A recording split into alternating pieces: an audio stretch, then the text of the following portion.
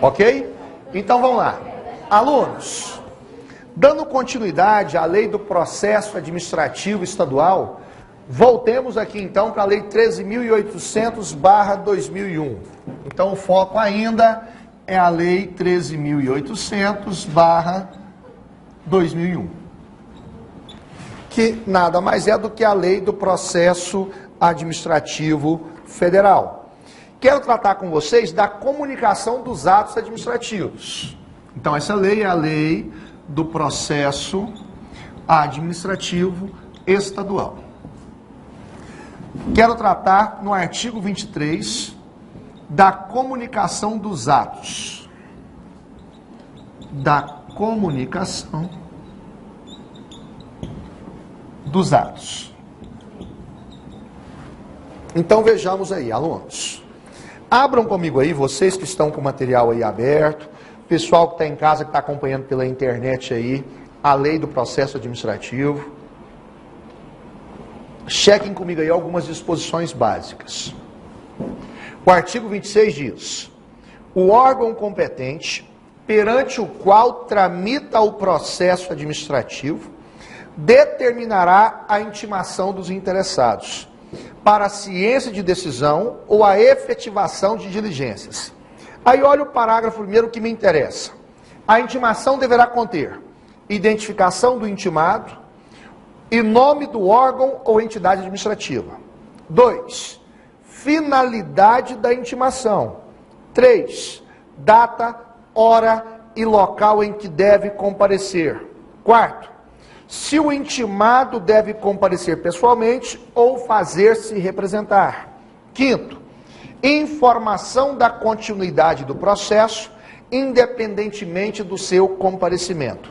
6º, indicação dos fatos e fundamentos legais pertinentes. Aí olha só, alunos, o que diz o parágrafo 2º.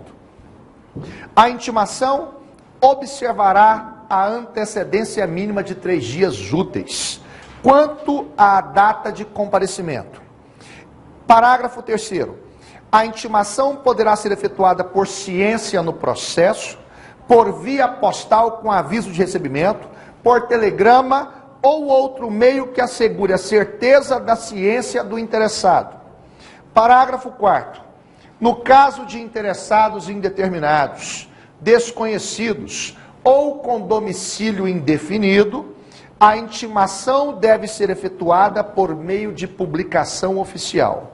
Parágrafo 5º.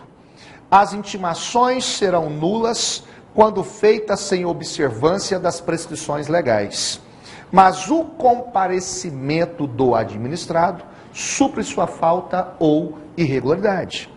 Artigo 27 diz: o desatendimento da intimação não importa o reconhecimento da verdade dos fatos, nem a renúncia a direito pelo administrado.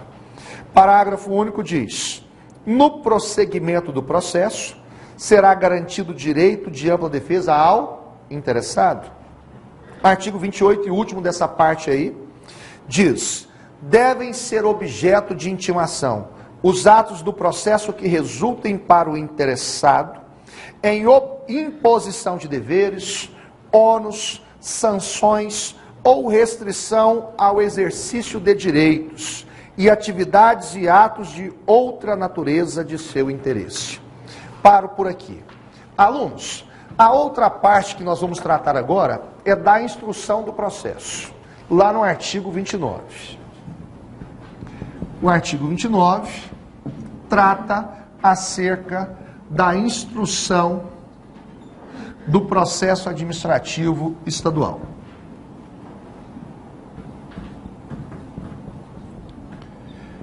Eu tenho muitas informações, vamos tratar de maneira bem en passant, senão a gente não consegue encerrar essa lei na aula de hoje, porque são muitos dispositivos.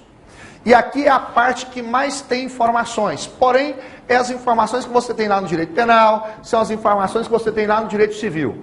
Ou seja, essa parte, instrução, é a parte que a administração pública tem para instruir o processo administrativo com provas. Ou seja, se precisar coletar oitiva de testemunhas, é na fase de instrução. Precisar fazer diligência, perícia, o momento oportuno é na fase de quê? De instrução. Então, grave, aqui é o momento em que a administração pública tem para produzir o quê? Provas. Aí o aluno vai dizer o seguinte: professor, se os testemunhos forem contrários, incontroversos, a administração pode, neste caso, fazer acariações? Pode. Aqui nesse processo administrativo é aceito qualquer tipo de prova? Cuidado, esse qualquer tipo de prova dá problema, porque nós sabemos que as provas ilícitas não serão admitidas no processo, salvo as exceções do processo penal, que a gente já sabe que o STF já tem aceitado aí de maneira bem comum hoje.